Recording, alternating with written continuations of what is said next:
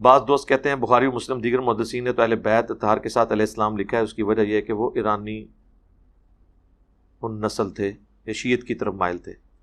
تو اس کا جواب پھر صرف اگر کوئی الزامی یہ کہے کہ بخاری اور مسلم نے حضرت ابوبکر کی شان میں جو چیپٹرز باندھے ہیں اور حضرت علی سے پہلے باندھے ہیں، پہلے حضرت ابوبکر کی شان میں باندھا ہے، پھر عمر کی، پھر عثمان کی، اور چوتھے نمبر پہ علی، تو وہ ناسبیوں سے متاثر تھے، لہٰذا بخاری مسلم ناسبی ہیں، ہم ان کو نہیں مانتے.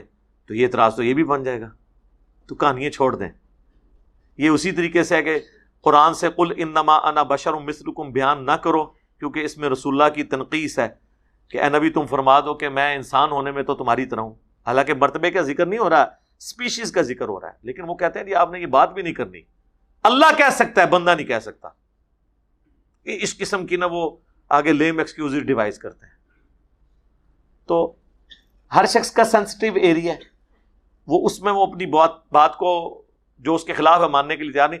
ہم اپنے فرقے سے جو بات میچ کرتی ہے نا قرآن و سنت کی، اس کو ماننا تو ہمارے لیے بڑا آسان ہے. دوسرے کے لیے ہم فوراً کہہ دیتے ہیں اس چیز کو چھوڑ دیجیے، آگے چلیں، آپ سے قیامت والے دن اس بات کے بارے میں نہیں پوچھا جائے گا. تو سر جب آپ دوسروں کو ان باتوں کا بتا رہے ہوتے ہیں تو ان سے وہ پوچھا جائے گا. مسئلہ خود چھیڑتے ہیں یزید کا اور ہمیں کہتے ہیں یزید کے بارے میں پوچھا نہیں جائے گا. ہم کہتے ہیں نہیں پوچھا جائے گا. آپ نے خود ہی ہمیں بتایا تھا کہ حضرت علی کہتے ہیں کہ میری محبت میں غلو کر کے اور میری دشمنی میں غلو کر کے دو فرقے دوزخ میں جائیں گے. تو دشمنی میں غلو کرنے والوں کو ہم ننگا نہ کریں جب دوزخ میں جانا ہے.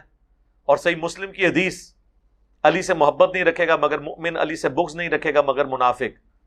اس حدیث کے تحت تو ہمارا ایمان بھی جڑا ہوا ہے. اور المستدرک الحاکم کی حدیث کہ اگر کوئی شخص پوری زندگی مقام ابراہیم اور حجر اسود کے درمیان نمازیں بھی پڑھتا رہے، روزے رکھتا رہے، اور اس حال میں مرے کہ ہم اہل بیت کا بغض اس کے دل میں ہوا تو وہ جہنم میں جائے گا. تو جب ہماری جنت اور جہنم جڑ گئی ہے اہل بیت کے ساتھ، تو اب آپ کہیں گے یہ باتیں پوچھی نہیں جائیں گی. ہاں جی پوچھی نہیں جائیں گی، بغیر پوچھے ہی موندا کر کے تو ہم دوزخ کی چھوڑ دیں گے. صحیح کہہ رہے ہو. کہانیاں بنائی ہوئی ہیں اور لوگوں کو جو ہے وہ چھوٹے چھوٹے فروئی مسائل کے اوپر لڑ رہے ہوتے ہیں.